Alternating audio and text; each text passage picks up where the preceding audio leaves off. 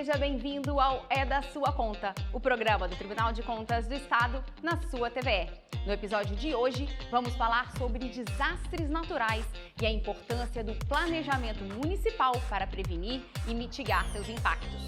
Como tem sido a atuação do poder público na área? Fica com a gente, porque esse assunto, com certeza, é da sua conta.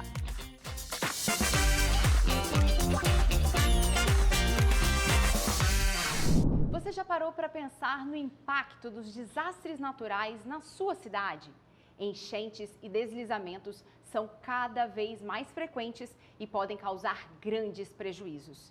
Os municípios têm papel fundamental na prevenção desses eventos. Hoje, vamos entender melhor como isso funciona e o que está sendo feito para reduzir os riscos e proteger a população.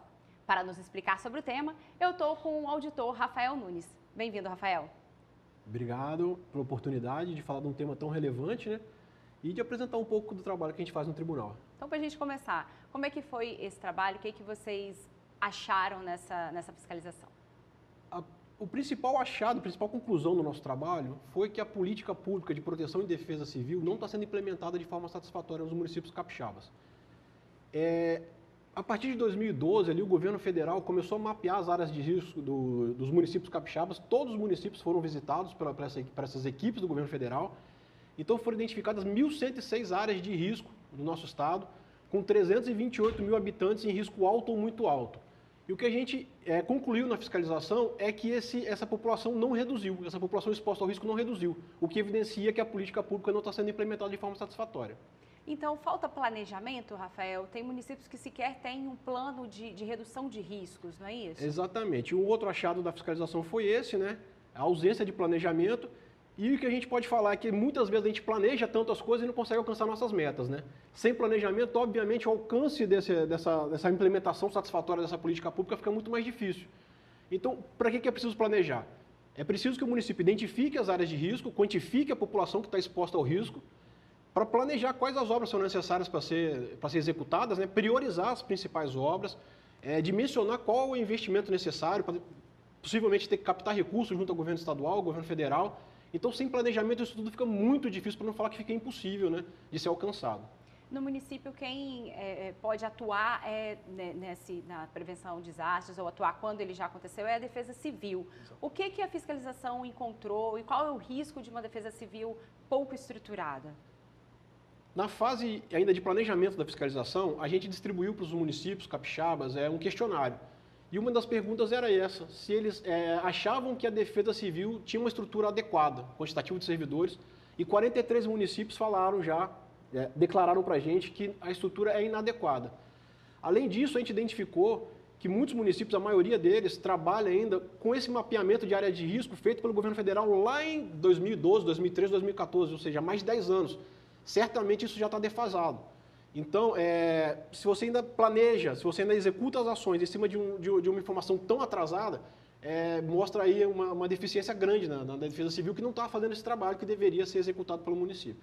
Certo. Essa fiscalização foi feita em 2023, concluída em plenário recentemente, mas logo depois a gente teve aquelas chuvas no início de 2024, e aí a equipe acabou indo também a campo ver a realidade dos municípios atingidos. Queria que você contasse um pouquinho como é que foi esse trabalho. Então, a gente fechou o relatório ali, né, no final de 2023. Infelizmente, logo no início de 2024 veio aquela chuva, aquele evento muito grande que atingiu muitos municípios do sul do estado. E realmente a gente foi a campo visitar alguns desses municípios. E a gente pôde observar, por exemplo, em Atílio Viváqua, que o sistema de alerta funcionava no município, que é uma das obrigações ali do município, né, da Defesa Civil, coordenar essas ações. E também o treinamento, a capacitação, a simulação da ocorrência de um evento. Eles tinham treinado para onde eles deveriam seguir, onde é que eles deveriam, as ações que eles deveriam adotar no momento de desastre. Então a gente teve esse retorno da equipe do município que foi muito positivo. Então, assim, uma boa prática que não é muito cara, né, Rafael, para ser implementada pelos municípios. Exatamente. A gente observou também, por exemplo, o município de Vitória e Vila Velha, onde as defesas civis são mais estruturadas, a gente observou que eles acompanham esse mapeamento das áreas de risco, essa redução do risco, do investimento que é feito. Então, sim, são municípios que têm mais capacidade de investimento. Mas, por outro lado, Atílio Viváqua é um grande ponto positivo, porque de repente não tem tanta capacidade de investimento, mas conseguiu proteger a população mesmo sem execução, sem uma infraestrutura mais robusta. É cíclico, né? Na hora que acontece, a população toda se volta para esse tema, mas ele passa e parece que esquece. E quando vem, o dano é muito grande, quer seja com feridos, com mortos ou também o prejuízo material. Aí a gente volta lá no início da nossa conversa, é preciso planejar, né, Rafael? Exatamente. É preciso planejar e a prefeitura também tem que adotar postura de fiscalização. Evitar que sejam ocupadas áreas de risco, né? Isso é uma atribuição da prefeitura também, porque onde já está ocupado, o risco já existe, então tem que investir para reduzir esse risco. Mas é possível evitar que piore mais ainda, que o quadro se agrave mais ainda. Então a prefeitura evitar que essas áreas que já são identificadas, que elas sejam objeto de novas ocupações, de novos moradores, de novas pessoas sendo expostas ao risco, é muito importante também. Obrigada, Rafael, pelas suas informações. E agora eu convido a Clarice Scardua para o Minuto TCE. Olá, Mariana. Nós vamos falar hoje de um tema muito importante, que é a desinformação. Em uma ação inédita no país, as instituições públicas do Espírito Santo se uniram para combater esse mal. E é claro que o Tribunal de Contas Capixaba faz parte desse acordo. As instituições assinaram um termo de cooperação para trabalharem em parceria de forma coordenada e articulada em ações estratégicas contra a desinformação e a disseminação de notícias falsas. A união é uma resposta à crescente disseminação da desinformação que afeta a credibilidade das instituições públicas e a confiança da população. E o objetivo dessa ação é que chegue para você aí de casa e para todos os cidadãos notícias confiáveis. E é por isso que o Tribunal de Contas apoia essa ação e assinou esse termo de cooperação com todas as instituições do Espírito Santo e os 3 poderes. Volto com você, Mariana. Instituições públicas capixabas dando exemplo para o país. Obrigada pelas informações, Clarissa. E o Tribunal de Contas lançou recentemente, no final de fevereiro, o painel de contratações, ferramenta que permite qualquer cidadão consultar contratos assinados pela administração pública. Confira na reportagem. Nas obras, na sinalização das ruas e avenidas, ou mesmo na torneira da sua casa. Todos esses são exemplos de serviços que são oferecidos por empresas contratadas pela gestão pública. E agora todas as informações dessas contratações estão disponíveis em um portal aberto para toda a sociedade. É o painel de contratações, mais um módulo do painel de controle do TCE.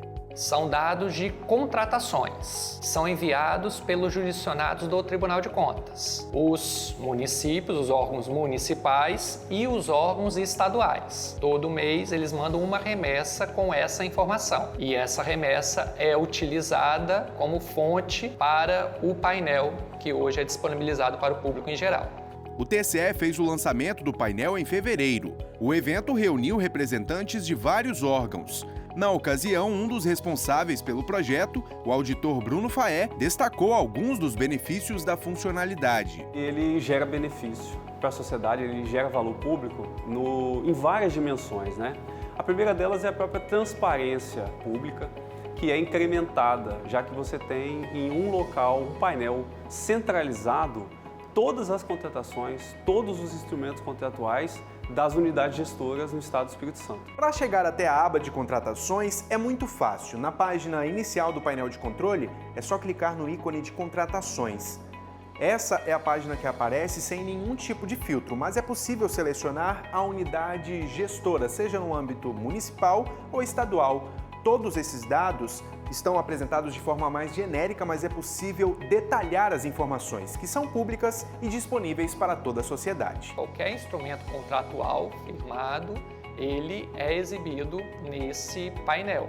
E nós possibilitamos a busca por vários filtros, pelo município, quando que foi realizado e tantos outros filtros que são interessantes para o usuário. O novo módulo é mais uma etapa do painel de controle, que já tinha vários dados da gestão pública que são enviados pelo Sistema Cidades. como prestação de contas, admissão de pessoal e concessão de benefícios.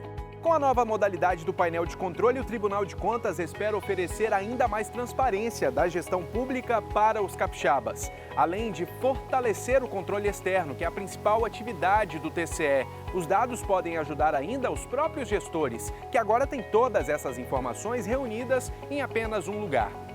Mariana, eu volto com você. Obrigada, Kaique. E nós ficamos por aqui. Obrigada a você que nos acompanhou nesse programa. Te convido a acessar o portal do Tribunal e a nos seguir nas nossas redes sociais pelo @TCE Espírito Santo. Até a próxima!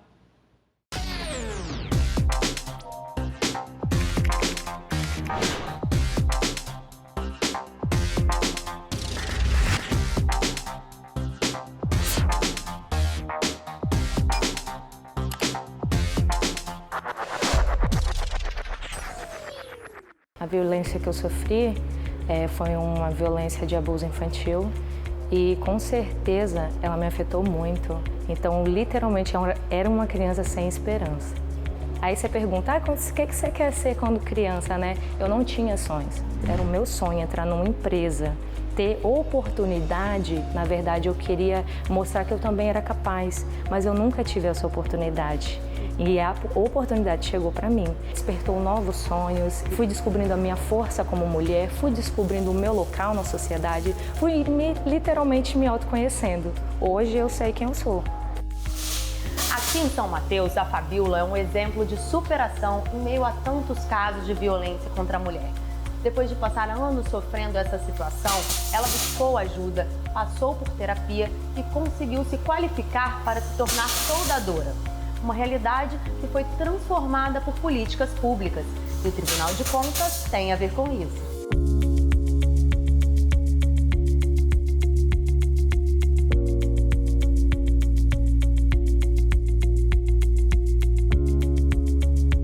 Quando criança eu não tinha conhecimento, que eu tinha apoio, não sabia onde buscar essa ajuda, né? E hoje em dia, conhecendo o Centro Margarida, essa rede de apoio, que é psicólogo, você consegue fazer atendimento também médico, você não se sente sozinha, você se sente encorajada, acolhida, é libertador.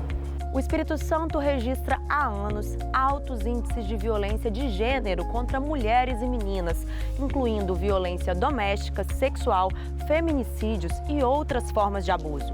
Por isso, o TCE decidiu fiscalizar se os órgãos públicos estavam sendo eficientes na prevenção dessa violência, no acolhimento, na proteção e na assistência às mulheres agredidas.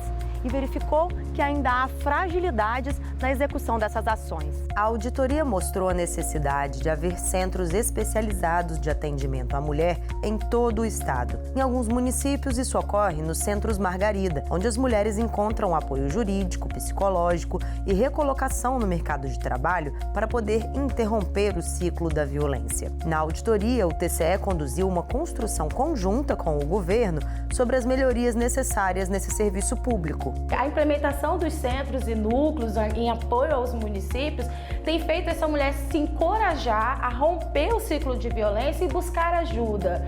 Isso só é possível com o investimento, com o entendimento que essa política é uma política que dá certo, que é uma política que está causando um efeito bem significativo na vida das famílias. Quando o Tribunal de Contas vem e pode observar o trabalho que a gente está fazendo aqui na ponta e pode apontar também, direcionar melhorias, para nós vemos assim, com muito carinho. Além desse diálogo com os gestores, o tribunal fez 18 recomendações ao governo para corrigir as fragilidades nas ações de enfrentamento à violência contra mulheres e meninas, para melhorar o financiamento das políticas, o atingimento de metas, além de gestão de dados e informações. A partir da auditoria do Tribunal de Contas, nós entendemos, junto com a nossa equipe, que foi de fato uma bússola para que a gente melhore a política pública, a secretaria recém-criada, e a gente com planejamento estratégico em construção, e veio com uma orientação muito prática, muito didática. Nós pegamos muito boas ideias, boas práticas do tribunal.